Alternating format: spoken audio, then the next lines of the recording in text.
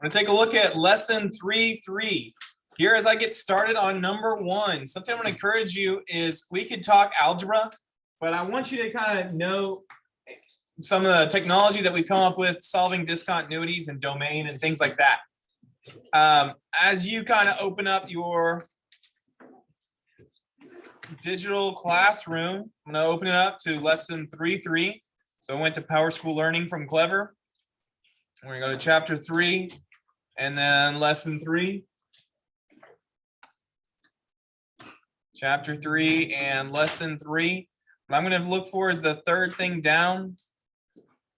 I'm sorry, number 2, in class work. Click here to submit the 3.3 packet. That's what we're working on now. So I'll click that to open it up. And I'm going to start this exam. You can click that button. From here, I'm going to use 2 fingers. For your Chromebook, use 2 fingers, double tap. If you're on your cell phone, just hold down the Desmos button until it says open link and new tab. And let's do that because we'll use those today. All right, as I walk you through here, algebraically, we learned something earlier in this year and we added to it yesterday about domain. And I want to remind you before I get going, I'm waiting for my calculator to load. Discontinuities are the opposite of domain. So a discontinuity only exists when the domain does not exist. They're the opposite of one another. And so if you're going to do algebra, the way you would do it is by using the domain rules. If you're going to use algebra, the domain, if you remember, you assume something is all reals. You assume the domain is all reals unless, and here there were 3 different things. Do you remember off the top of your head what any one of those 3 things were? That would limit your domain to not be all reals. Cannot divide by 0. That's one of them. You cannot divide by 0. And I show that symbolically here, that whatever's in the denominator cannot equal 0. What else?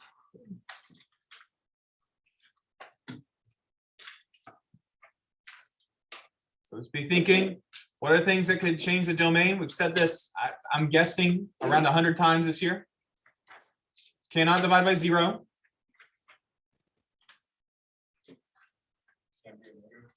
What can't be a negative? We're right that one of the rules has to do with something cannot be negative. What was it? Square root. Thank you, Gabriella. Your square root cannot be negative. So the way to symbolize that is the square root's got to be greater than 0. And the one from yesterday is that the number inside a logarithm must be positive. Oh, that square root can be equal to 0, so put that there. But a logarithm must be positive, and it doesn't matter what the base is. So I'll just write base down here. Doesn't matter what the base is, but the inside of the logarithm must be greater than 0.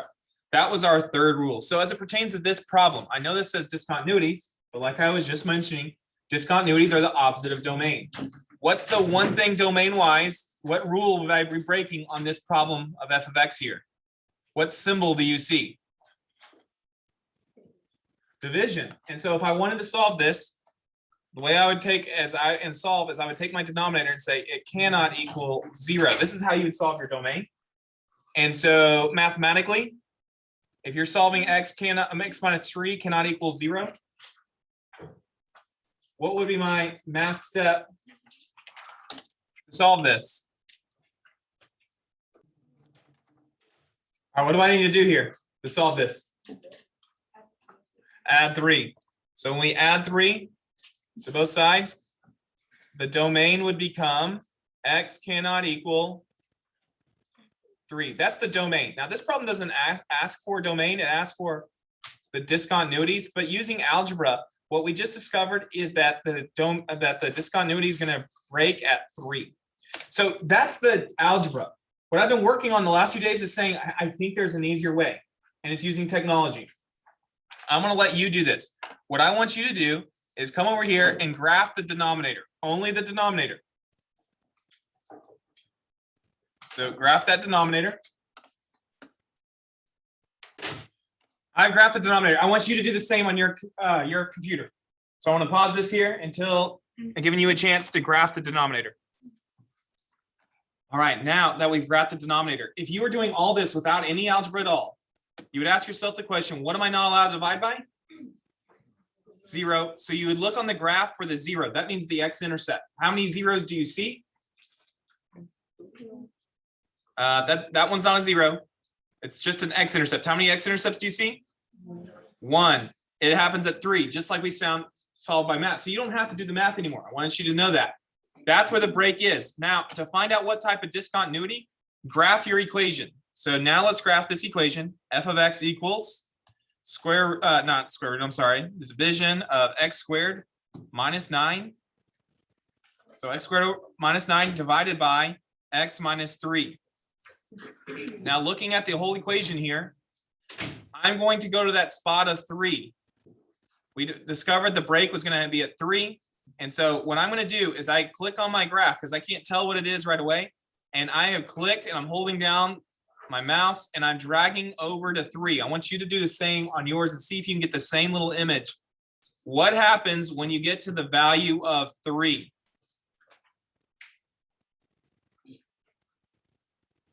I want you to try and see if you can get what happens when you get over to that 3.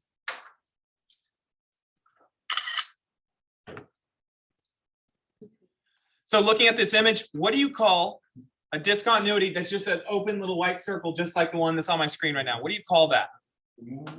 That is a removable discontinuity. So that's what that is right there.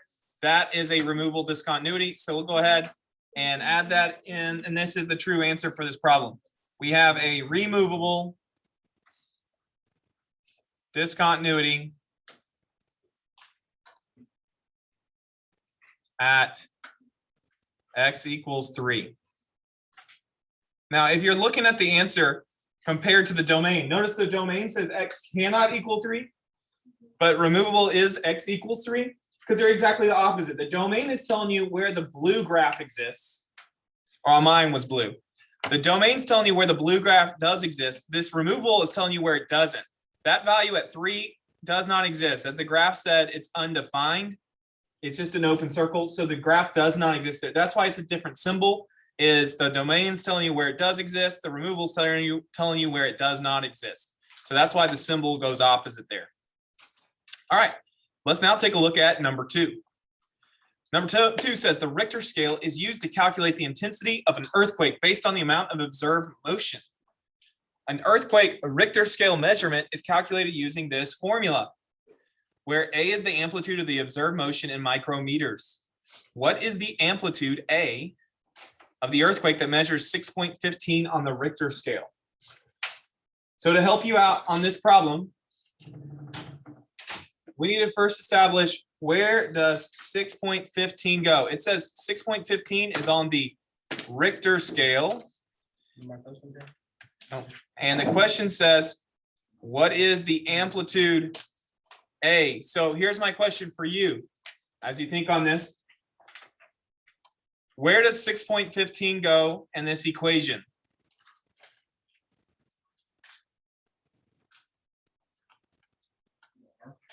Why would it go on the R? Because it says 6.15 on the Richter scale. What do you think that R stands for in the problem? Richter. What does the A stand for? Amplitude. So yes, 6.15 goes there. This becomes like an in-solve problem.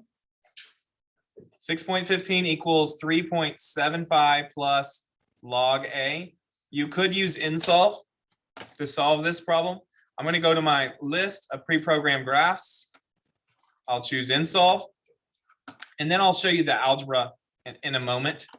But the in-solve, you would type in this equation exactly as you have it. So go ahead, 6.15 equals 3.75 plus log. And for in-solve, don't use A, use an X. I'm going to pause and let you catch up. Now I'm going to continue on here.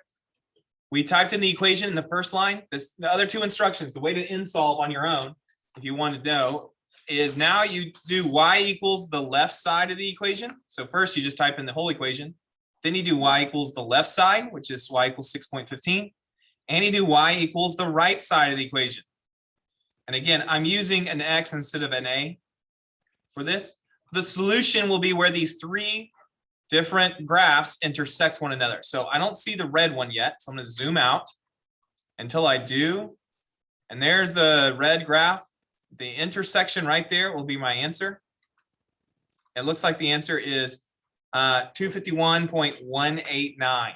That's the solution here, which is A, which stands for amplitude. The amplitude, A, is, I'm going to do the squiggly equal sign because I'm going to round this. 251.19 is what I'm going to put. 251.19 micrometers, which is that weird symbol right there. Micrometers. That's your solution to this problem. Now, I just did that one calculator first.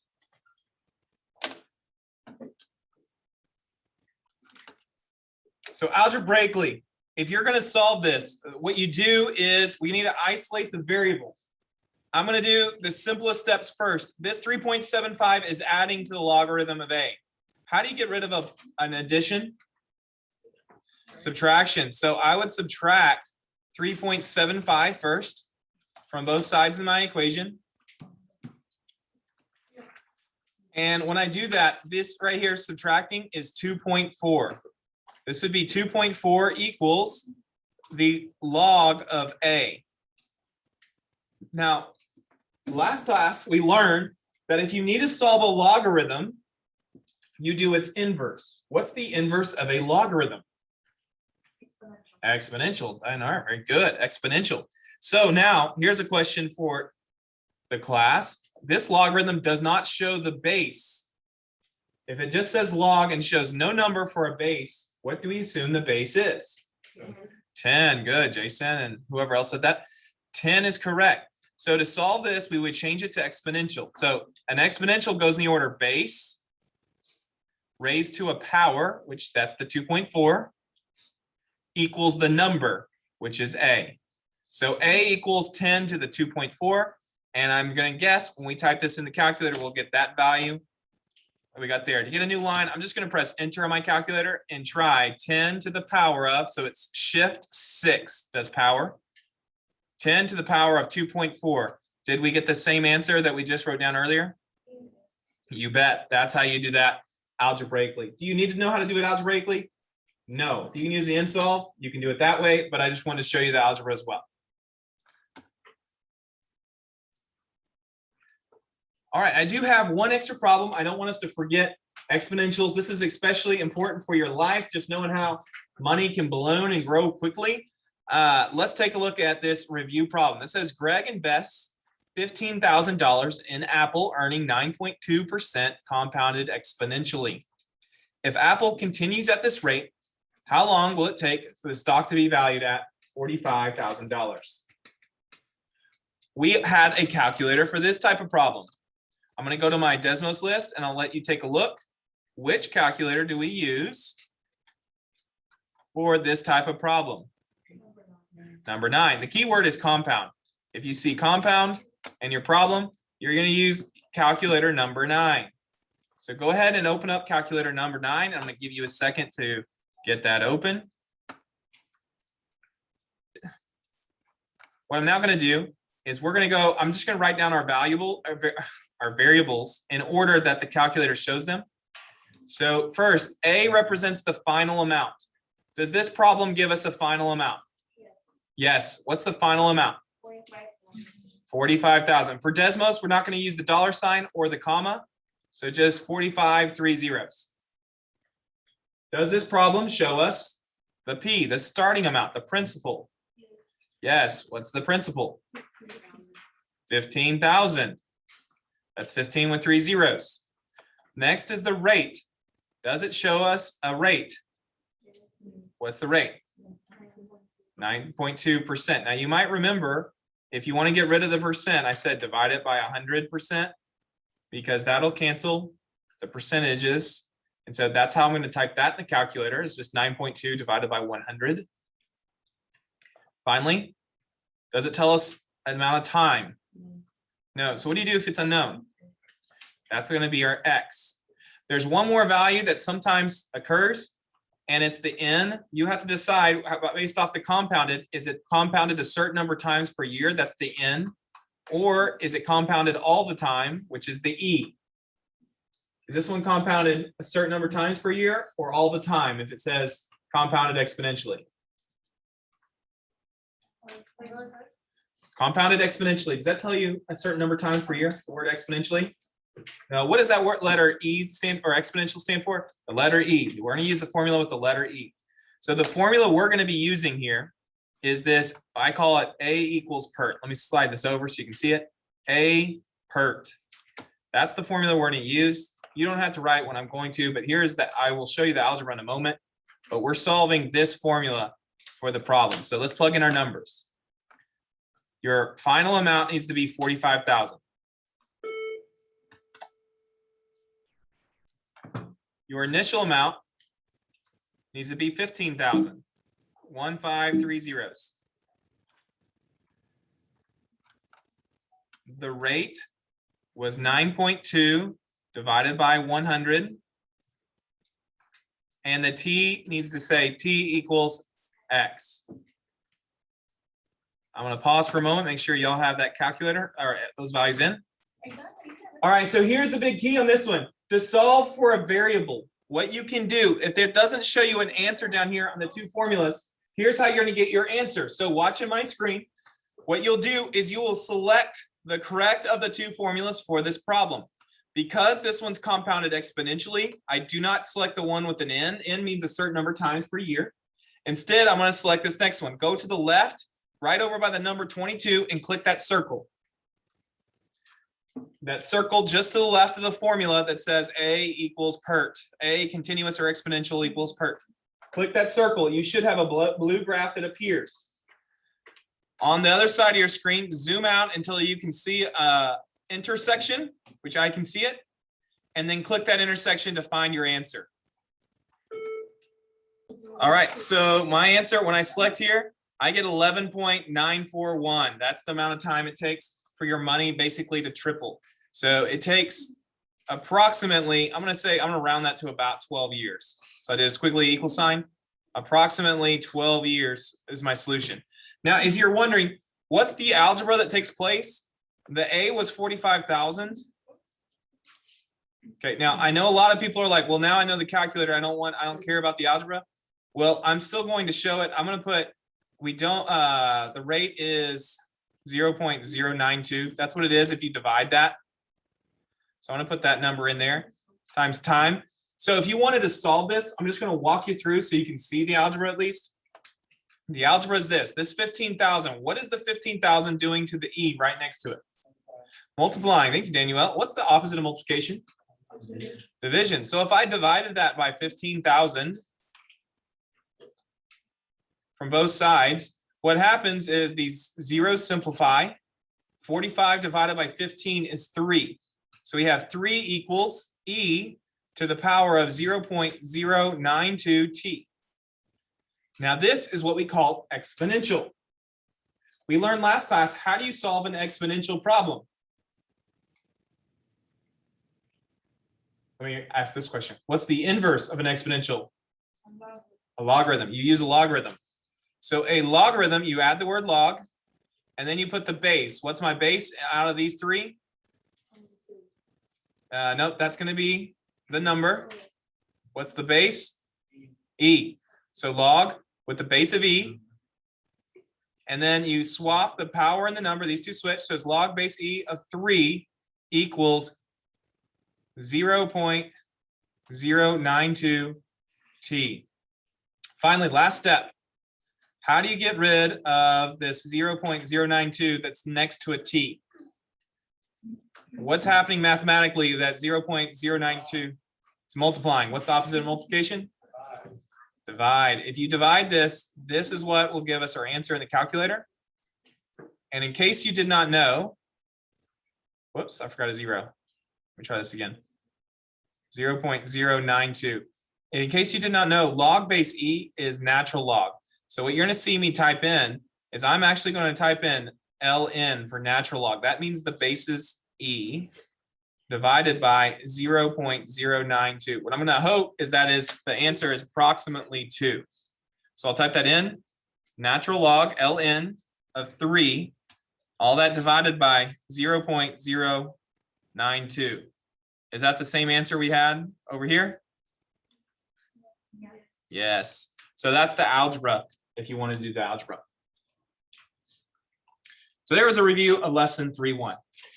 So now let's take a look at lesson 3.3. 3.3 is just building straight off of what we learned about logarithms last class, but I'm adding in some properties that we can break down logarithms. So here are the three properties you're going to see me work through today: the product, quotient, and power property. The properties are written here, but it can be hard to understand what's happening until I just give you an example. So here's what I'm going to do. So for your notes, I'm going to give you examples so you understand what is happening. Log base b of xy equals log base b of x plus log base b of y. What the heck does that mean? Here's what this means. If you had a log, Daniel, what's your favorite number? 4. He says 4. So put log with the base of 4 of 10. That will be mathematically equivalent according to this product property. Log base 4 of 10 is equivalent to log base 4 of 5 plus log base 4 of 2. Those two things on both sides of the equal sign are equal to one another. Now, how do I know that? This property says that if you have a factor of the value right here, what are factors of 10? 5 and 2. You could break them apart as two separate logs. You see how I have a log of base 4 of 5 and a log base 4 of 2? You see how I have 5 and 2 separate? One log that's made up of a value that can be factored can be written as multiple logs with each factor on its own. That's the first property. The second is really just moving around of these pieces.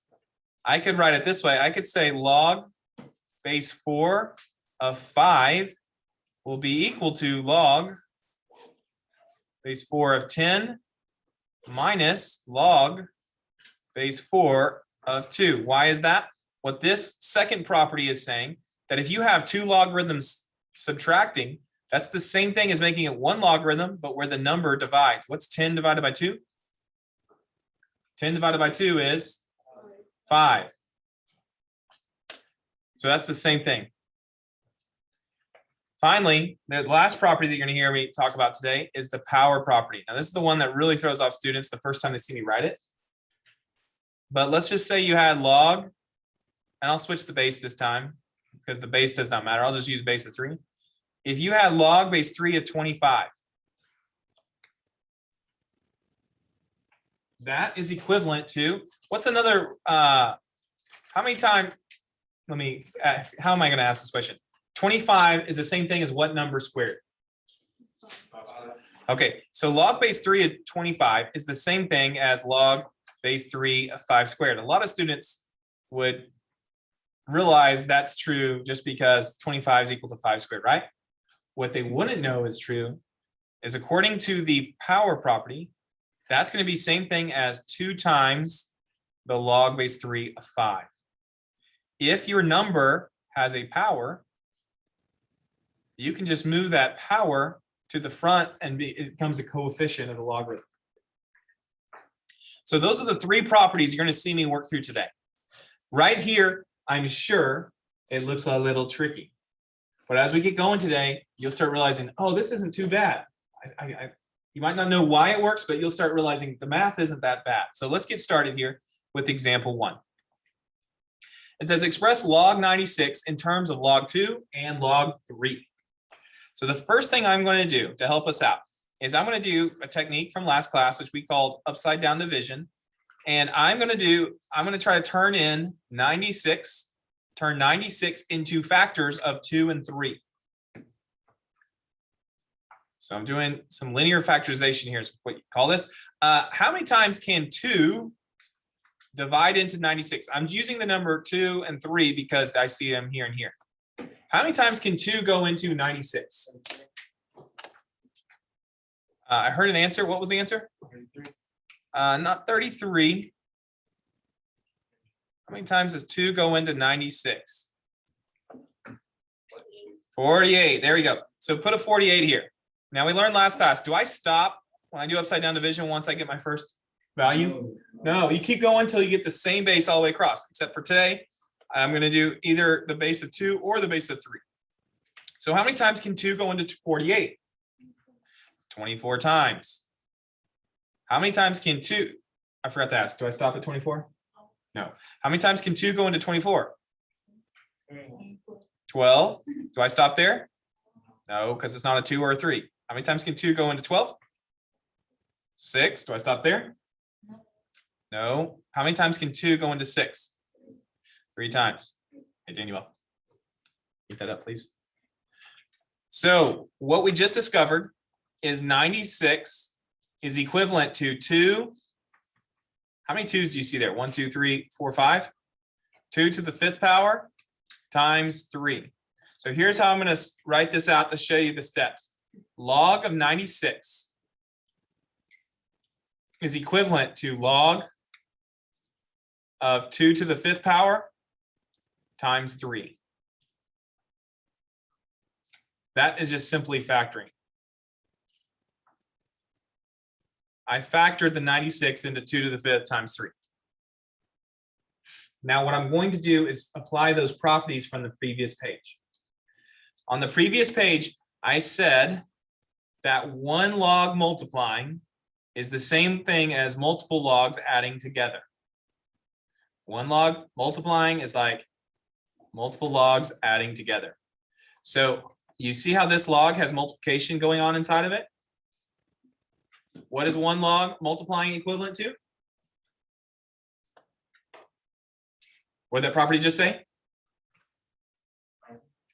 Okay, I'm going to say it again, and then you're going to have to repeat it. So be paying attention here. One log multiplying is equivalent to multiple logs adding. What is one log multiplying equivalent to? Multiple logs adding. So I'm going to write log 2 to the 5th plus log of 3. That right there is called the product property.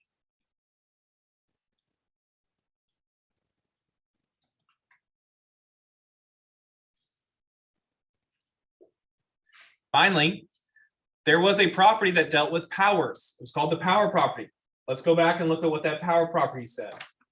The power property says that if you have a log with a power, what can I do with that power when you look on the other side of the equal sign? What can I do with that power?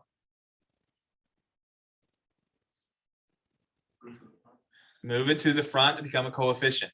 So this power can move in front of the log, and we could say that is equivalent to, switch colors here, instead of log 2 to the 5th, it's going to be 5 log 2 plus this log 3.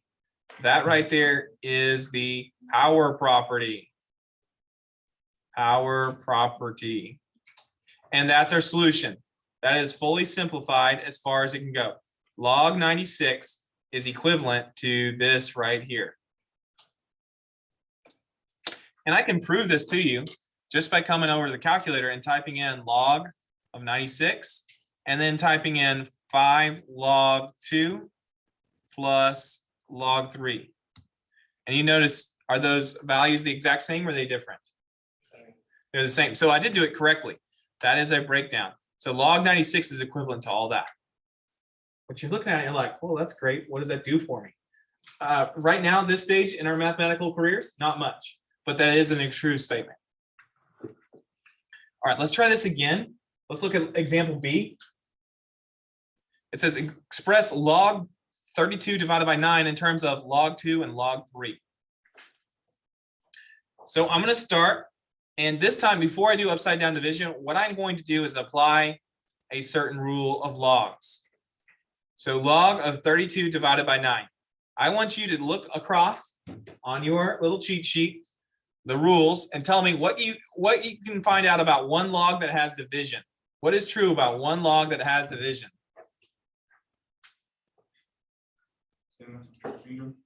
All right, great. One log dividing is like multiple logs that are subtracting. Now here's how that works. When you subtract, the numerator becomes a positive log. So I'm going to have a positive log of 32. the denominator becomes a negative log, minus log of 9. Oh, I forgot to ask you something. If these don't, the last problem A and problem B here don't show you a base. What's the base if it doesn't show you 1? Did everybody hear that?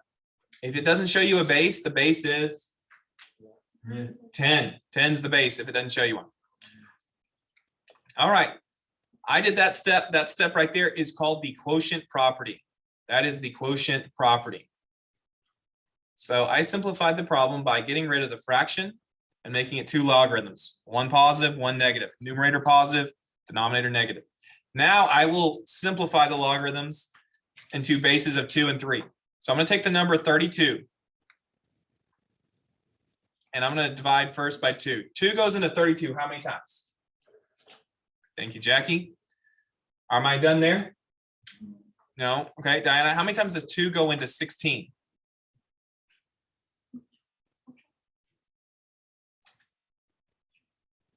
How many times does 2 go into 16? 8. All right. Alex, how many times does 2 go into 8? 4. All right. Jimenez, how many times does 2 go into 4? 2 times. When can I stop? Right here. Why? Why, Lexi? Because I have all 2's. So 32 is equal to 2 to what power? How many 2's do you count? I'm counting 5. So 32 is equivalent to 2 to the 5th. And now I'm going to do the same with 9. Can 9 be divided by 2? No, but 9 can be divided by 3. How many times? 3. So do I keep going? No, I can stop. 9 is equivalent to 3 squared. So now I'm going to rewrite this as log 32 is equivalent to 2 to the 5th. And the 9 is equivalent to 3 squared. That right there was just doing factoring. That's all I did to simplify that. All right. Without me telling you, I'm going to ask you, there is another thing I can do to simplify this problem. What do y'all think we can do here? Move the powers. There's a power property. The power property says that if a logarithm, the number in the logarithm has a power, you can move the power to the front, it becomes a coefficient. So I have 5 logs of 2 minus 2 logs of 3. And that right there is the simplified version of log 32 divided by 9. Excuse me, I shouldn't say simplified. I've been saying simplified. That's the expanded version. This started really small. So that would be the simplified. This right here is the expanded. And that last step, by the way, was called the power property. If you want to name that step, that was the power property that got us there. Again, you could check this in the calculator. You would just type in your values. So here, I think I have to do in parentheses. So log of 32 divided by 9, there's its decimal. And now I have 5 log 2 minus 2 log 3. Do my decimals match up? My value is the same? Yes, that means we did it correctly because we got the same values. All right, your turn. I want you to try this. If you notice, this looks like IN as an inside. That is not inside or IN. What is that from last class? What do you call that? It's an L. What's the name for it if it says LN? Natural log. Natural log. Do you remember what's the base if it just says LN? That means it has a special base. What's the base going to be? E. The base is E. I want you to try this one, DOL number 1. All right, let's take a look at example 2 here. We're going to try to complicate things. We're going to throw in these things called radicals. So I'm going to, it says simplify. Honestly, this is not a simplification. This is an expansion. This is simplified. Let's expand it. I'm going to start with 32. And I'm going to do what we call the upside down division. What's my base here? 2. Okay, 2 goes into 32 how many times? 16. And 2 can go into, by the way, sorry, do I stop there? Why not? 16 is not a base of 2. So 2 goes into 16 how many times? 8. Whoops, not 18. 8. Okay, do I stop? 2 goes into 8. 2 goes into 4. Okay, so 32 is equivalent to, whoops, 2 to the 5th power. All right, so let's come over here. What we have is log base 2 of the 3rd root of 32. We just discovered that is equivalent to log with a base of 2 of 2 to the 5th power, or the 3rd root of 2 to the 5th. Okay, little exponential rule. So I say exponential, you think, well, that looks like doesn't look like an exponent. Radicals are exponents, but they're division of exponents. So this right here is equivalent as base 2 of 2 to the 5th divided by the power of 3. The radical is a division of powers, if you didn't know that. So that right there is just another way of rewriting it. Can you put 5/3 on the 4th log? Yes, we can. So now, using what property would that be called if I move the power to the front? The power property. The power property. The power property says this is equivalent to 5/3 log 2 of 2. That's the power property. And I stand corrected. This will simplify more than what it was. Now, 2 raised to what power equals 2? I'm gonna say that again. 1. I'm converting this to exponential. 2 raised to what power equals 2? 1. 1. Log base 2 of 2 is 1. That value right there, using algebra, equals 1. So what is 5/3 times 1? 5/3. That right there was just simplifying. That's all I did. 5/3 equals log base 2 of the 3rd root of 32. So we did simplify that one. I did not see that coming. That math threw me. Let's test it in the calculator. Log, if you weren't here last time, the way to get a little base is you press shift minus. Shift minus lets you write that little bitty 2 there. And I need to go to functions. I don't know how to do this one. Miscellaneous, and under the MISC tab of functions, you will see the in root. Hit that in root, 332. Do I need a parentheses maybe? There you go. There's the answer. I'm going to hit the fraction button on Desmos on the far left. You hit the fraction. It tells me my answer is 5/3. We did this correctly.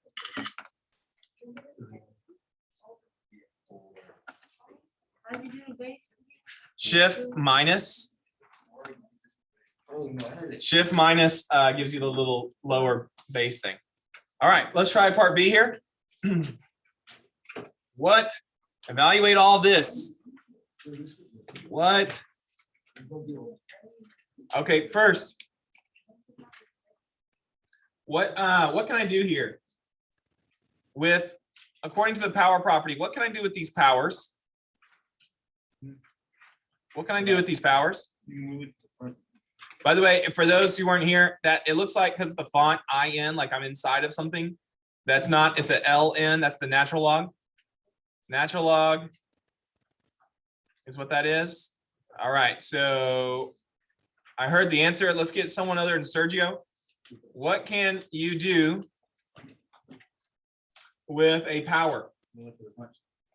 Well, you can move it to the front, it becomes a coefficient. It already has a coefficient. So if it already has a coefficient, those multiply. So it'll be 4 times 3 natural log of E minus 2 times 2 natural log of E. Okay, another question I want to bring up from last class. Whenever you see a natural log, it is a logarithm, but it's not written log. It just says LN and it doesn't show a base. What is the base? E. Oh, right there. Sorry. Hang on. That's called the power property. Let's write that in. Power property. What is E, or excuse me, E to what power gives me E? 1. Natural log of E is going to equal 1. This natural log of E is going to equal 1. So really what I have is 4 times 3 times 1. What's 4 times 3? 12 times 1 is still 12. Minus 2 times 2 times 1. 4. Right there I simplified, and we're going to simplify one more time. 12 minus 4 is 8. Answer is 8. So that right there, just to be quicker, I'm going to copy and paste it. Clone. There is my answer. I could check this in the calculator to prove to you. 3 ln e to the power of 4 minus 2 ln. I'm not saying ln like degenerates. I'm saying L as in natural log, ln as in natural log. Type all that in, the answer is 8. So we did this correctly.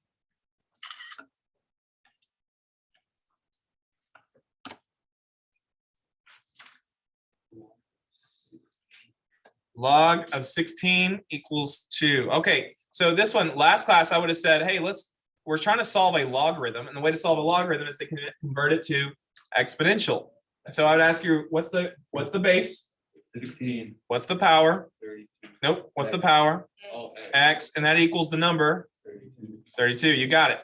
And we would go and do upside down division. Here's the problem. You take 32 divided by 16. How many times does 16 go into 32? 2. We got a problem. All right, there's a solution to this. You ready? This 16, I'm here with the 2. You can break down 16.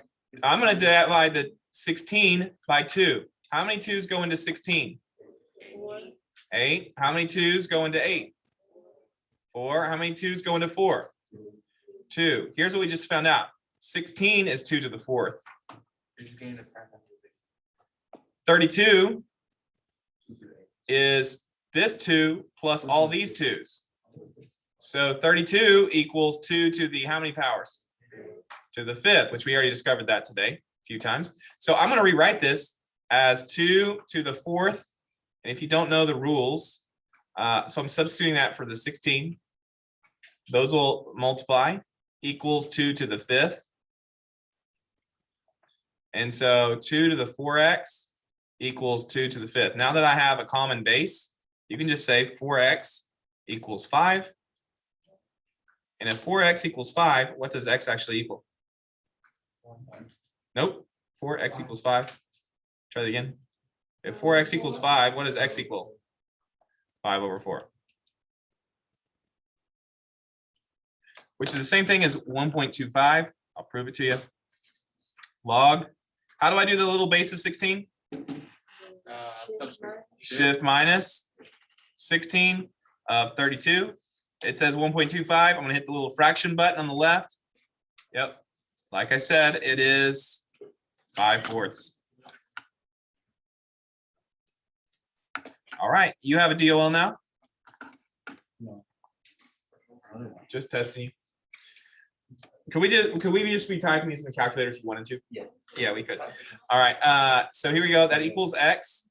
So I have 1 over 25. Sorry, I messed up. I'm writing without asking. What's the base? What's the power?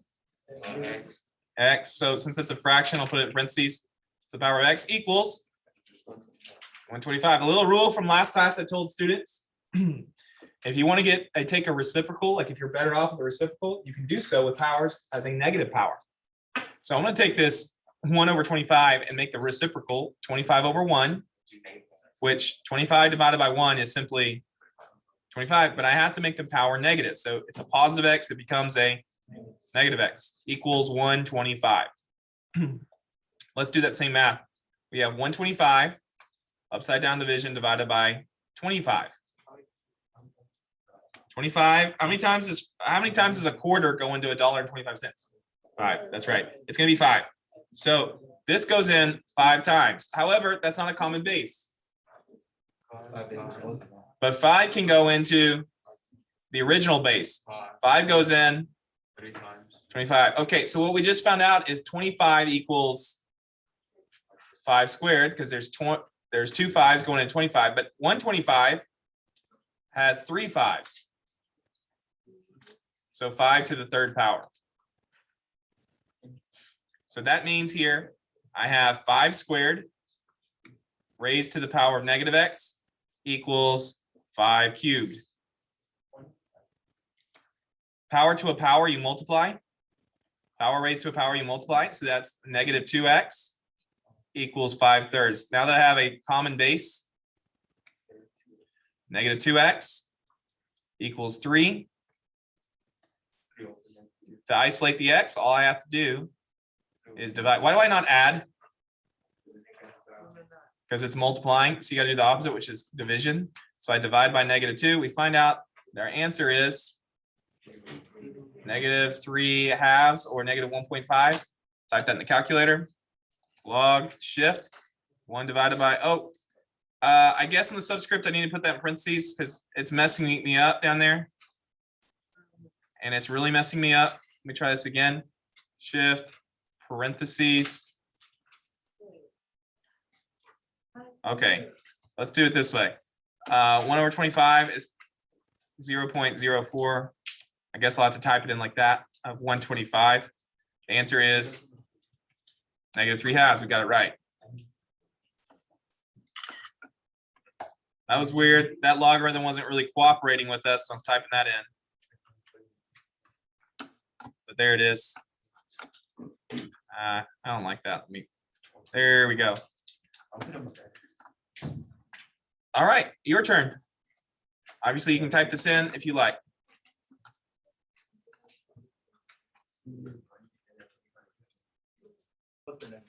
Example 3 now. It says expand this log base 2 of 4 m cubed into the 5th. The first thing I'm going to do is I'm going to take this logarithm, and what do you notice about it when you look at it that's different than the previous problems? It has variables. Those variables are in the place of the number. What I'm going to do is I'm going to separate these variables. This right here, these variables are all multiplying one another. Would y'all agree with that statement? Yes. Okay, what I'm going to do is a product property. I'm going to rewrite this as log. They're all going to have a base of 2, but I'm going to write it, I'm going to break them down per factor of log base 2 of 4. And remember, one log multiplying with the numbers multiplying, or factors, becomes logarithms adding. So it's going to be log plus log base 2 of m cubed plus log base 2 of n to the 5th power. That right there is called the product property. And I'm going to go ahead and throw it out there. I understand a lot of students may be able to get the answer right off the bat and understand what's going on, like really quick. Some, we need to go step by step. And that's what I'm doing, step by step. Next. If it's not too complex, I'll do upside down division. That's a number. How many times can 2 go into 4? Twice. So 4 is 2 squared. So I'm going to rewrite this as log base 2. And instead of writing 2 squared, I'm going to write 2, but where will the square go? To the front, the coefficient. That goes there. On the next one, I have this 3 in the power. Where does that go? Coefficient. Log 3 log base 2 of m. And finally, I have n to the 5th. What can I do with that 5th power? Coefficient to the front. That right there we call, y'all know what we call that one? Power property. I'd love to tell you we're done, but we can actually do one more thing. Can anybody determine what we can do? Where? Oh, you can do the log. You can cancel out the 2s at the very front. Log base 2 of 2. 2 to what power gives you 2? 1. This right here, we can simplify is what you'd call this. That's a 1, and so it's 2 times 1, which equals 2. We can rewrite this as 2 plus 3 log base 2 of m plus 5 log base 2 of n. Can I combine this 2 plus 3? Are these like terms? No. No, that's just 2 by itself. This is saying 3 logs. That is not like terms. I cannot combine that. That right there is our answer. Log base 2 of 4m cubed n to the 5th is equivalent to all of that. This is simplifying. If you wanted to test this in the calculator, you could type this in and type this in, and it'll add a slide. I'll just do it real fast. You could do, if I just type that in, log base 2, and I probably need to put this in parentheses, 4m to the 3rd power, n to the 5th. You see how it says add sliders?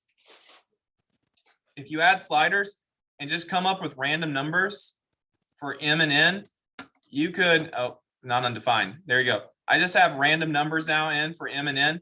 I could type in my answer and see if it's the same. Now that I have a slider of what m is and n is, I should.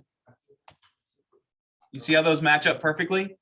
We did it correctly. That's a little cheating way. I say cheating, it's not technically cheating. It's just using your technology to do the work for you. If you had multiple choice, you could figure out which one's the right answer just by doing that little trick there.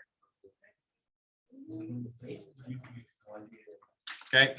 Part B, let's expand this one.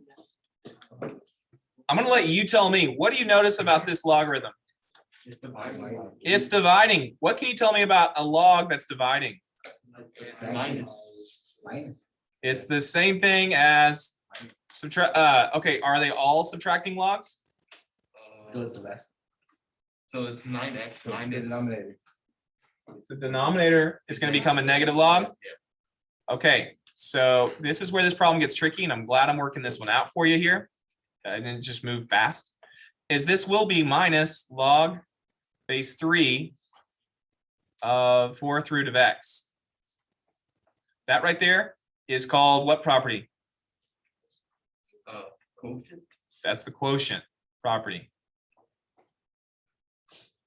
Now check this one out. I'm looking at this front logarithm and it's multiplying. What can you do with multiplication? I'm going to separate this. Now, is this logarithm right now positive?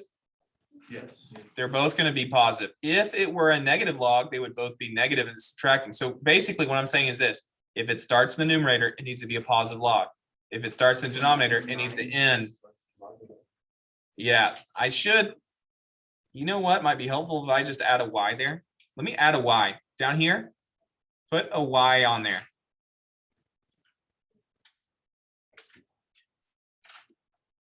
Okay, you see how I added that y? Let me show you why I'm doing that. Okay. Lame joke, I know, but I did it.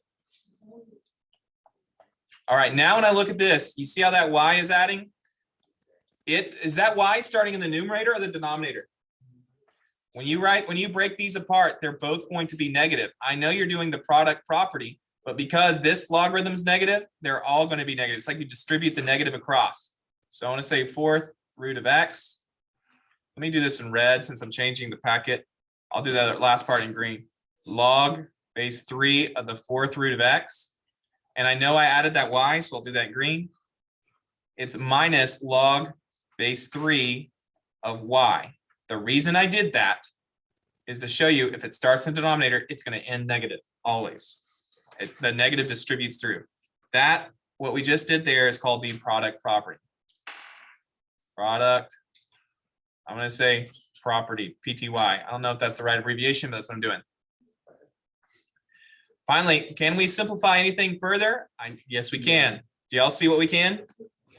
Yeah, the 3 and the 9. What is 9 the same thing as? 3 squared. 3 squared. So that, if it's 3 squared, we could rewrite it as Log of 3. 2 log 3 of 3. I cannot simplify the front end. I can simplify this. If you have a 4th root, what does that mean that power of 4 is doing? Dividing. That's the same thing as a power of 1/4. Why? Because that's a power of 1. It's 1 divided by 4, which I'm going to move to the front.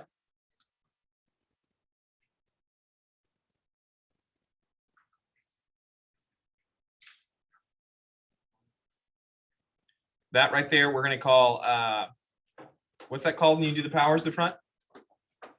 Power property. Power property. All right, finally, to get our solution, we need to simplify.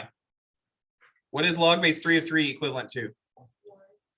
That's 1. So we have 2 times 1.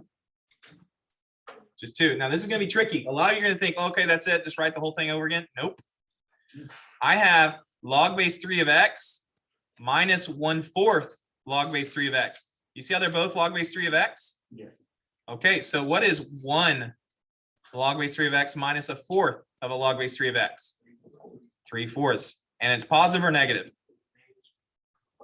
Positive. I have 1 whole minus 1/4. That means it's 3/4 of a log base 3 of x minus the log base 3 of y. That was simplified. And again, you could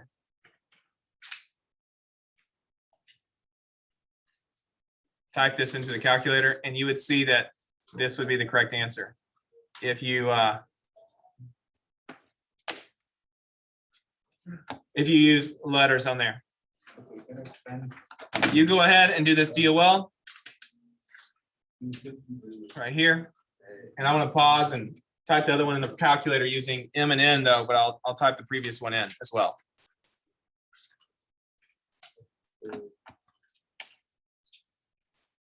So let's take a look at example 4 now. We're going to take a look at example 4A. So find this on your packets. I believe it's page 3 if you count them out. 1, 2, 3, 4. Page 3 near the top right, I believe. Is that right? So example 4A says condense 1/2 of log base 4 of x minus 3 log 4 of the quantity x minus 2. Man, that is a mouthful to read. That's a whole lot. So what do y'all think? What should we do first? And I'm going to write out again our rules from last class. We had what we did first was either product or quotient.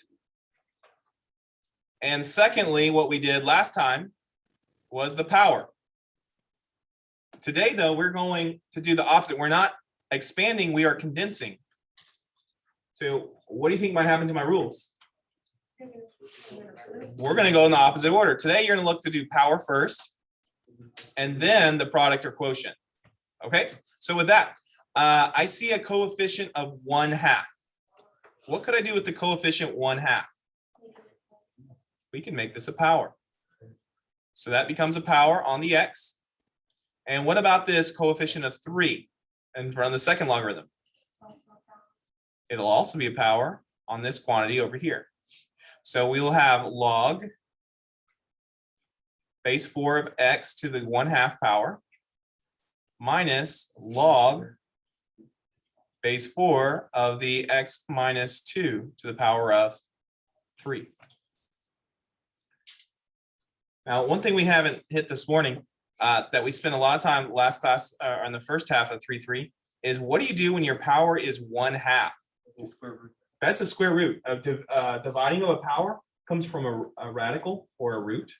So that is a square root there. So we can change that to a square root. But before I actually do that, we first did the power. Let me write that out. That was the power rule. Now, with the subtraction, is a subtraction a product rule or a quotient rule? Quotient. What do you do with the negative log? What do you mean put it under? Denominator. Great. So this is going to become log base 4. And I'll put this all in one parenthesis. The fraction. Now the positive logarithm goes to the numerator. And we said x to the 1/2 is equivalent to, let me write over here. X to the 1/2 is equivalent to the square root of, that doesn't look like a power. Let me try this one more time. X to the power 1/2 is equal to the square root of x. And then the denominator will be x minus 2 quantity cubed. What rule was that? Quotient. That right there is our answer. We cannot simplify anything. So that would be our solution right there. Now, let me call it a test strategy. It's more of a kind of a cheating way here of checking, did we get the right answer? One thing you can do, like on your calculator, if you type this in, the calculator will not be able to express, whoops, how do we do base without me telling you? When you go to log, how do you do the base? Don't remember the keys? Shift minus, yeah. You could type this in and graph it to check to see if the graphs match, and it will let you know if you got the correct solution. Again, it's kind of a cheating technique in the sense that you don't actually do any math yourself. Let me expand this a bit. So there's the first graph. When I check the second, our answer, log base 4, parentheses, the square root, SQRT, square root of x divided by the quantity x minus 2 cubed. No, cubed, not squared, cubed. What can you tell me about the graphs? Let me go ahead and zoom out here. Did we do it correctly? Yes. You bet we did that correctly because the two graphs overlap. So that's kind of a cheating way of checking your answer to see if you got it right. It really doesn't take any work, but it's not cheating in the sense that you didn't copy it off of your neighbor. So I'll tolerate it. All right, let's take a look at a second one. Example 4B. Y'all talk me through this one rather than me kind of guide you through. You talk me through. Camilla, what would you do first? See why that was confusing. Is that my stutter the first time around? All right, you're right, Camilla. What did you say to do first? Coefficients become powers. Perfect. Now, Camilo, you're going to go second. By the way, this is natural log. So I'm going to make I know the font makes it look like the word inside or in. It's not in. That's a natural log L in. Kind of like Ellen DeGeneres is how it sounds, I know, but it's L in. Okay, to the 5th power plus natural log x to the 6th power. All right, what do you got for a second? That's right, the product property. That was the power rule. Now we're going to do the product. Okay, so product means 2 logs adding is equivalent to 1 log multiplying. So we're going to say natural log. And I'm going to do this kind of the order we normally write. We normally, if you have an x by itself without a transformation, that's a transformation here. Just review. Which way would this transformation shift the graph? I hear up, I've heard down, I've heard left. What do y'all think? Is that inside or outside? Inside with the x or outside with the y? Inside. So it's either left or right because it's on the x-axis. Do our x's lie to us or tell us the truth? They lie. So +1 does not go right 1. It actually goes. That's one. Okay. So without a transformation, we usually put that at the front end. So I'm going to do x to the 6th followed by x plus 1 to the 5th. Right there. That's the product rule. So you don't have to write it in that order, but normally that's the way we would write it, is if you have an x without a transformation, you put that at the front and any transformations afterward. We could also distribute this if you preferred. Do y'all want to distribute it or leave it? Can I write this like this? Can I go like this? Distribute here, distribute here? Yes. Oh, good, you caught it. We cannot distribute that. Why not? What's wrong with doing that math?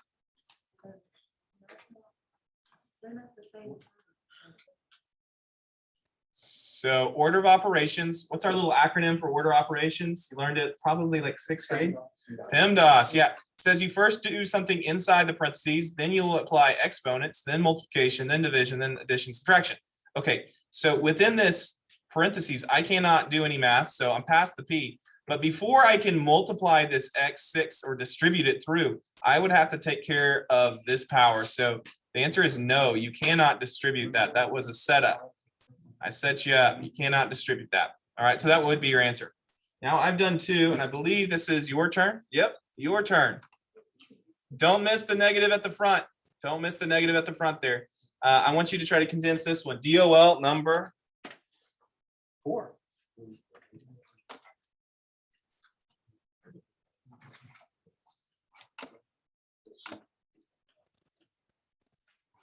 All right, so let's take a look at example 5. What I'm going to do is rather than worry about the change of base, I'm just going to apply our same rules that we've had so we can just see those executed another time or two. When I look at these logarithms, what do you notice is happening with all these different logarithms? They're all adding. So multiple logs adding can become one log multiplying. Here's one problem though. There's one log that is different than the others. Look at your 4 logs. Which log is different than the others? What's wrong with the last one? Okay, so here's what I'm gonna do first. Let's combine these 3 logs. We're gonna treat these as the first pair or the first logarithm and this as its own logarithm at the end. So what's the rule with multiple logs adding, you said? They multiply. So we have log base 6 of 4 times 54 times 6.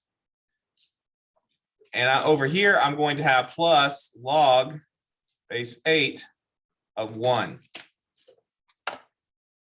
Let's type this in and find out what 4 times 54 times 6 is. I'm getting 1296. Let me mark this so you can see what I just did when I go back and forth. There we go. So this right here can simplify to become log base 6 of 1296. Okay, and I'm going to call on, who do I want to call on? Anna. Over here, we can actually evaluate this. This is truly saying 8 to what power gives me 1?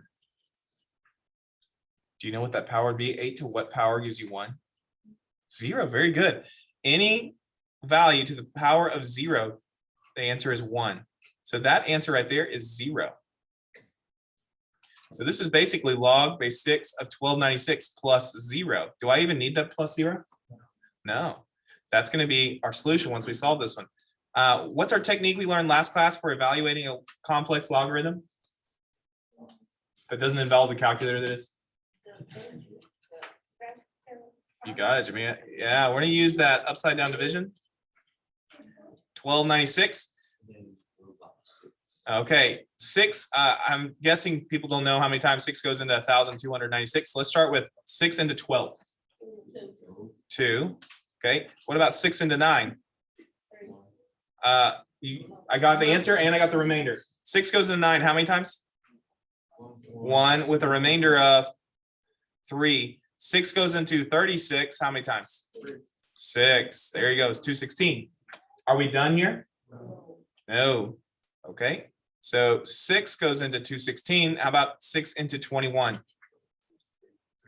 3 times with a remainder of how much?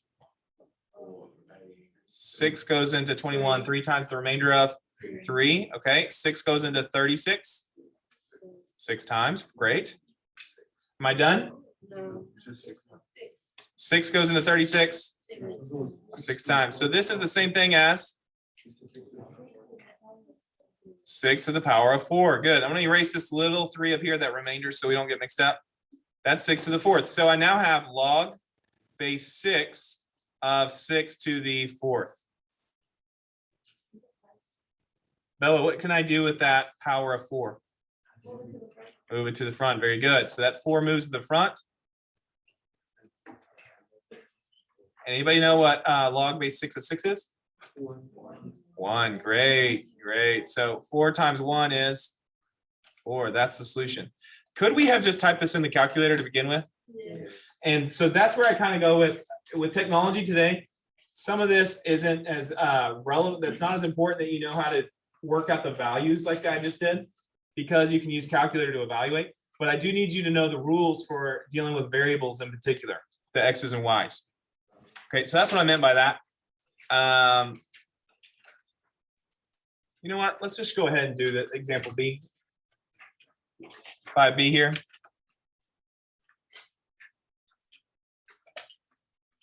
It says evaluate log base 1/2 of 8 minus log base 3 of 1/9. Can I combine these logs together? Why not? It's multiple logs subtracting. Why can't I combine them together? The base is not the same. Okay, so if we wanted to solve each one individually, so this is just 2 logs. Let's just deal with each one individually. I'm going to solve a logarithm using what? What's its inverse? Exponential. So what's the base? 1/2. What's the power? We don't know. So I'm just going to say x, and that's going to equal the number, which is 8. Okay, and then over here, we'll do, yeah, I'll go ahead. I'll go ahead and write this one out. What's my base here? 3 to some unknown power equals 1/9. Okay, so we're going to evaluate each one of these 2 pieces, and then we'll subtract them later. What's another way of solving this to get rid of the 1/2? And technically, I should have put that in parentheses. Sorry, let me correct that. It's written as a fraction right now. How can I get rid of that fraction? We saw it. A negative power. Very good.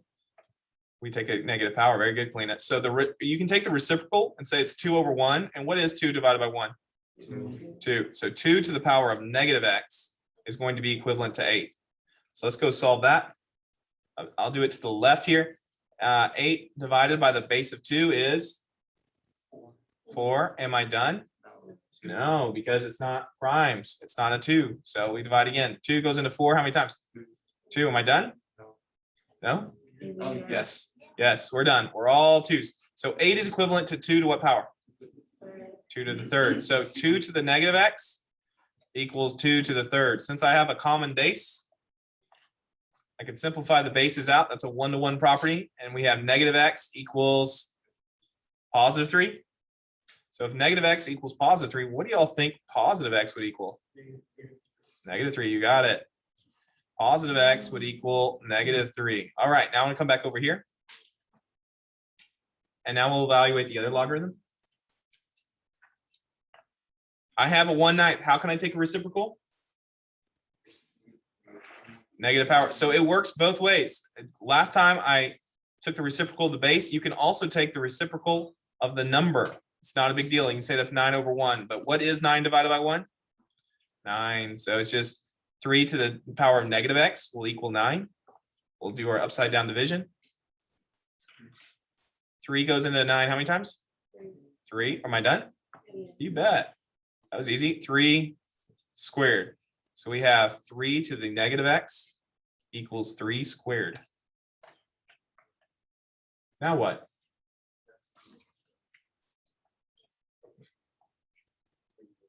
You can cross out the. That's right. 1-to-1 property says if you have common bases, you can simplify those out of there. And so I have a negative x equals 2. So if negative x equals 2, what does positive x equal? Negative 2. You got it.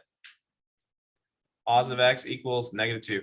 So now if we substitute, what we have here is negative 3 minus a negative 2. So negative 3, I'm going to put parentheses around this so you can see that's the first logarithm, minus negative 2. What happens when you have back-to-back negatives or subtractions? Doesn't matter. It becomes a positive. So negative 3 plus 2 is negative 1. Okay, and so I kind of said this a second ago. I wasn't going to spend much time, and I lied to you because we just did spend some time there. But if you tried this in the calculator, you'd say log. How do you do a base again? Shift minus. For 1/2, we learned last class you have to do that as a decimal. Do y'all know what 1/2 is as a decimal? 0.5. Yep. To the power or to the number of 8 minus. Wait. See how that gave us negative 3? So we did that front part right. Minus log shift minus base of 3 to the 1/9. And I think I need to put that in parentheses for it to work right. They got negative 1. Is that what we had? Yeah. Great. We did it correctly. Let's add that to our notes there. We got it.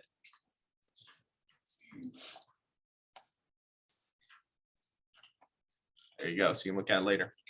All right. That brings you, I'm going to go ahead and let you try one. DOL number 5.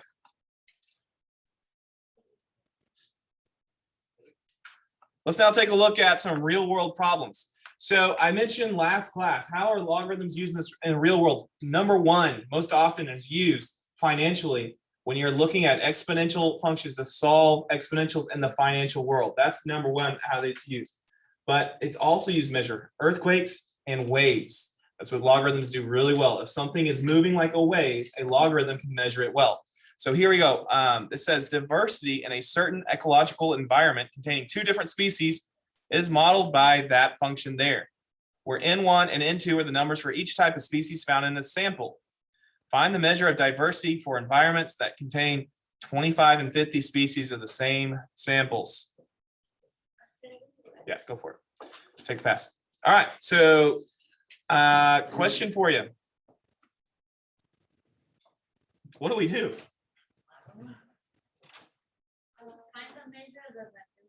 Okay, we're looking for the measure of diversity. Which variable do you think we're looking for then? We're looking for D. So that means in all of this rest of the formula, they ought to have given us some information to plug in. What? Okay, S does equal N1 plus N2. It'd help if we knew N1 and N2. Yeah, it's 20, 25 and 50. What do you want to call 25? Okay, we'll say this is N1 and 50 must be N2. So our formula here, we could set 25, 25, 50, 50. Okay, what about that S? How'd you get 75? 25 plus 50 equals 75. I agree. So that's 75, 75, 75. I hear it. Let's put this in the calculator. I agree. Let's put this one in the calculator. It says find the measure of diversity in environments for these values. So what I'm going to do here first, just in case I see this part A, part B might actually ask me to change something. So what I'm going to do is I'm going to type in that formula as it was originally given. So what I mean by that is I will literally type in 1. When you press the 1, it will make it a subscript automatically. You don't have to do anything with that. So log base 2. Remember, shift minus is base. And here I'm going to use a parenthesis. N1 divided by, whoops, S. I will leave the first parentheses and I will add N2. So N followed by a 2 automatically should do this. Whoops. N2 divided by S of log base 2 parentheses N2 divided by S. It asks to add a slider. I'm going to hit all. And S, I'm going to change S to not just say equals 1. And nor am I going to put 75. What should we say S equals? What's the formula for S? N1 plus N2. Good. So I'm going to do that there. Okay, what was N1 in this problem? 25 and N2? 50. We get that answer there. Does it say what to round to? No. So I'm going to round to the nearest hundredth. 100 has 2 zeros, so hundredth would mean 2 decimal places. So let's just round that to about 0.92. The diversity would be 0.92. Why am I doing this little squiggly mark right there? Yeah, we rounded it approximately. It's not truly 0.92, but it's approximately. So that would be our part A. Now, you look at your packet for part B. What happens on part B?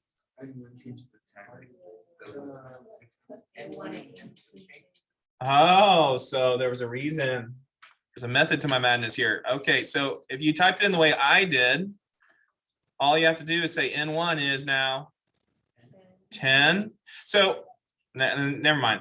I'm going to wait till after we get the answer and get 60 there.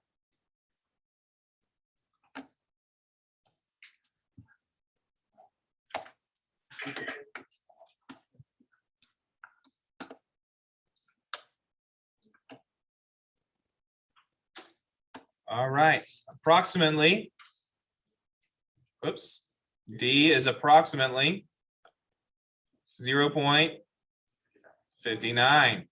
Okay, so which one Just a little question to see if you're interpreting this correctly. Which one has more diversity? The first one. Okay, because it's a higher measurement. Now look at the numbers. So let's just think about this in practical terms. Okay, in this classroom, there might be the majority. If we were going to boil it down to two separate groups, what would you estimate we might have the most of as far as ethnic backgrounds? Hispanic and African American. Okay, so if the numbers were 25 and 50 in one classroom, 25 and 50, those are the two numbers, and then you go to the classroom next door and you see 10 and 60. Which one's more diverse, 25 and 50 or 10 and 60? Okay, so does that now make sense a little bit more? How the number correlates? It's not just a number from the calculator. That's what it's measuring, is since 25 and 50 is more diverse than 10 and 60 when you think of that. I just try to make it something you can latch onto to properly understand. All right, that leaves us with DOL number 6. You go ahead and work this one out. It's the same concept. It's now, though, dealing with photography, so it's not diversity. But same concept for solving. Use your technology. DOL number 6. Matthew and some friends are going to a concert. They hire a car service for $75 to drive them to a restaurant for dinner and then to a concert. They divide the $60 cost of dinner equally. However, since Matthew's dad provided concert tickets for the group, the friends agreed that Matthew does not have to pay for the car service. The friends divide this cost equally among themselves. If each friend spends a total of $25, how many friends went to the concert with Matthew? Okay, that's a lot of words. Help me out. What are we trying to find? How many friends? How many friends? So what should we do? What should we call friends? That's friend. Okay, so that's great. We established what we're trying to even solve. We're trying to solve friends. All right, I saw a lot of money values. What are we going to do with those money values?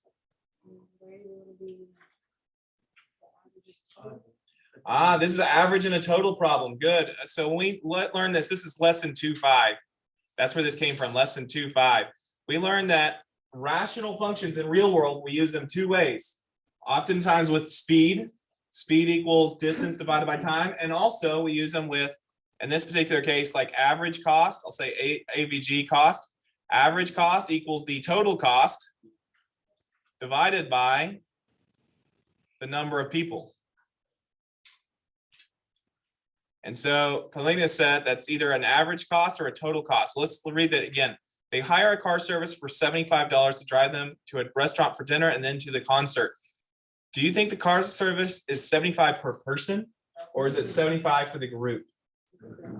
For the group. So if it's $75 for the group, it's going to be $75 divided by some number of people. We'll leave that blank for now. Then there's this $60. They divide the $60 cost of dinner equally. Does that mean each pays $60 or that the total is 60 and they divide that out? Total 60 and they divide that out. Way down at the end, it said each friend spends a total of $25. Does that mean it's 25 divided by some, or is that the average? Okay, we're going to equal an average cost. So I'll say equals 25 over here. Because we're dealing with money and multiple costs. When you have multiple costs, do you add them, subtract them, multiply them? We're going to add them. Good. We've almost got our formula here. How many people pay for the car? So this says here, Matthew doesn't have to help pay for the car service. So who does pay for the car service? Friends. And friends is X. So friends are paying for that. Who pays for the dinner? All of them. So friends plus Matthew. How many people is Matthew?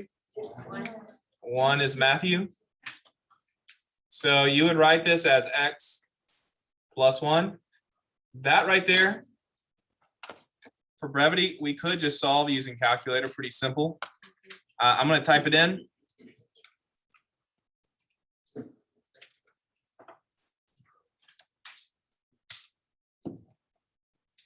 And I just typed it in just like that.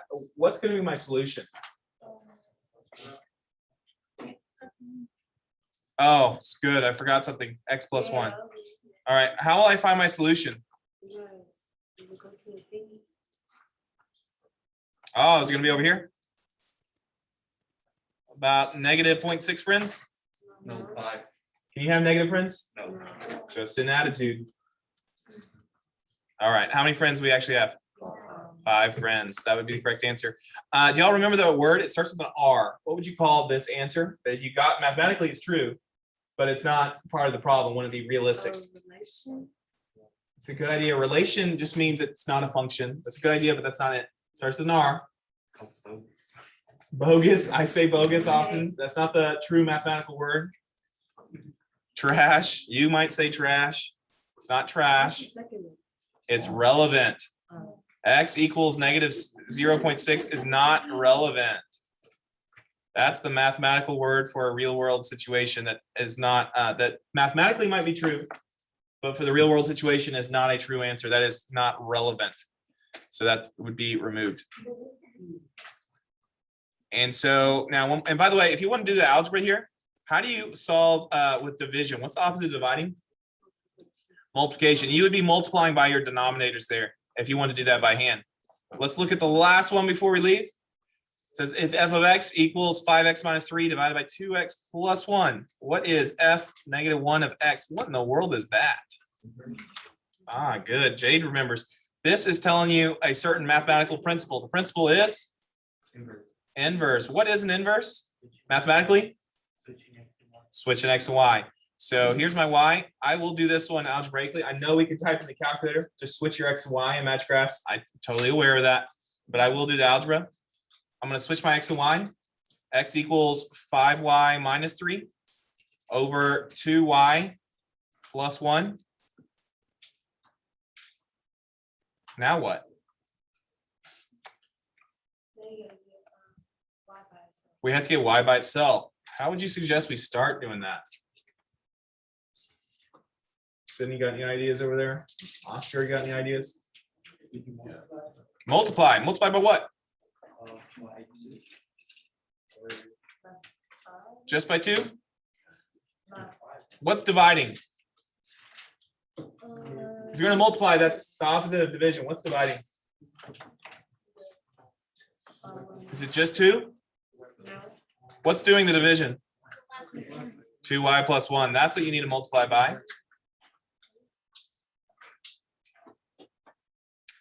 I'll distribute this over here. So I'll have 2. I'm going to go alphabetical order. 2y times x. I'm going to write as 2xy. And then 1 times x is just x. That equals 5y minus 3. What's tricky here, and I'm going to just kind of take time, I'm just going to have to tell you, the way to solve from here is you need to get your y's together and do a greatest common factor of GCF. So I'm going to subtract the 5y across, and I'm also going to subtract this x. What I'm doing, so I'm subtracting 5y to the left, and I'm subtracting the x to the right of the equation. What I'm doing is I'm pairing up my y values so I can do a GCF. Hang on a second, Jamia.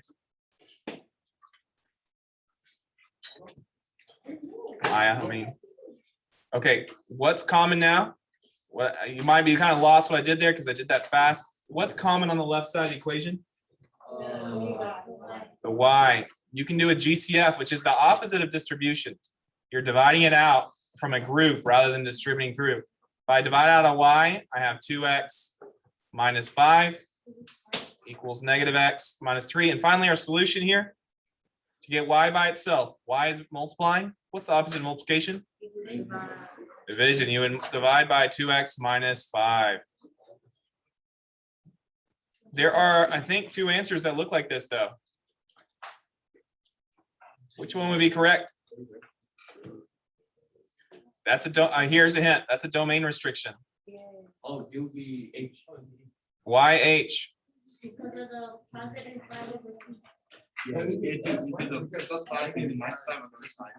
I would disagree. It's actually going to be F. Yeah, you're not allowed to divide by 0. So if you go this way, you would subtract 5, then divide by 2. So it'd actually be F. All right.